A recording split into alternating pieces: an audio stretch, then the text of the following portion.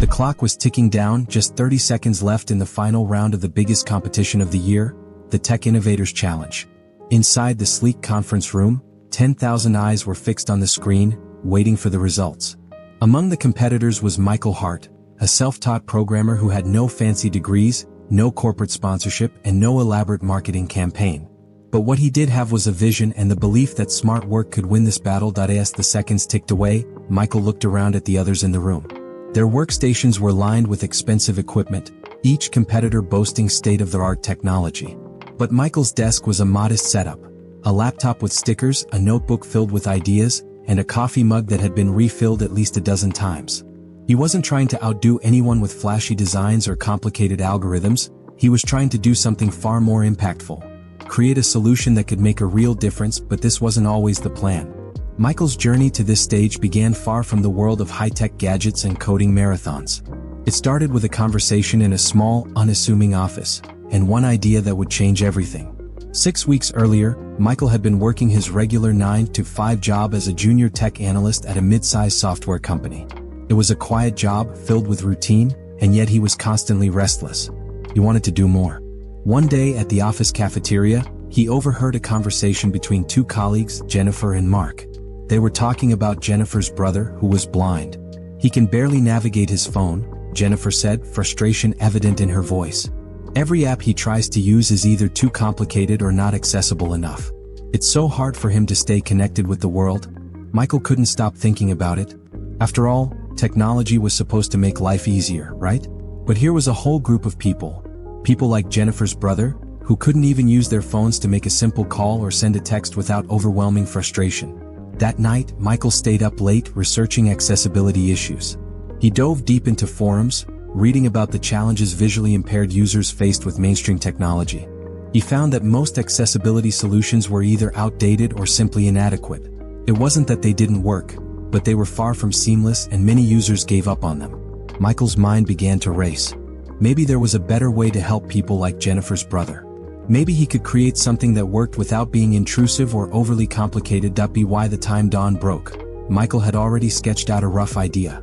It wasn't going to be some flashy app with all the bells and whistles. No, it would be simple, clean, and intuitive. It would use voice commands and minimalistic design. Users wouldn't have to struggle with menus and complex options. They would just speak and the technology would respond. But Michael wasn't a designer or a seasoned developer. He was just a guy with a great idea and the willingness to work hard to bring it to life. As Michael started working on his project, he found himself at a crossroads. He spent days and nights coding, learning new programming languages, and refining his idea. But it wasn't easy. His laptop kept freezing, his code had bugs he couldn't fix, and the hours seemed to stretch endlessly. He was working as hard as he possibly could, but every day felt like he was hitting a wall. Meanwhile, he couldn't ignore the progress of his colleague, Josh, who was also preparing for the competition. Josh was a seasoned developer who had all the connections and resources anyone could ask for.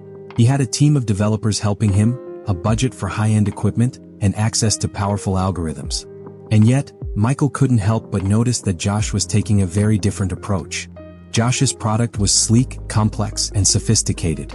It was an intricate design, built with every technical tool available. But when Michael took a closer look, he realized something. Josh's app was a technical masterpiece, but it was too complicated for most people. The user interface was packed with features that users didn't need, and the learning curve was steep. For all its grandeur, it wasn't solving the right problem. It made Michael pause. Was working harder always the answer? Josh had certainly put in hours of effort, but was his hard work focused on the right aspects? Was it really making things easier for the people who needed help? Michael had a decision to make. Should he keep pushing forward with his simple yet imperfect solution? Or should he refine his project, dive into more complex coding, and risk losing sight of the problem he was solving? The answer came when Michael took a walk around the city, reflecting on his project. He realized something. All of his research and late nights hadn't been about learning to code. They had been about understanding the problem. His solution wasn't meant to be flashy or complex. It was meant to be functional. Michael knew that if he was going to win, he didn't need to outdo Josh with complicated algorithms.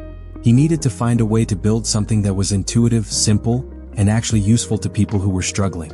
When he returned to his desk, he made the decision to scale back. He reached out to his friend Sarah, an algorithm specialist, and together they refined the voice command system, focusing on accuracy and ease of use. Michael didn't work longer hours, she worked smarter. He collaborated, sought advice, and streamlined his focus to the one thing that mattered most: solving the problem the day of the competition arrived. The crowd was buzzing with excitement, and the tension was palpable. Michael wasn't the favorite to win. He wasn't using the flashiest tools or the most complex coding techniques. But when it was time to demonstrate his project, he did something unexpected. He invited Jennifer's brother to the stage.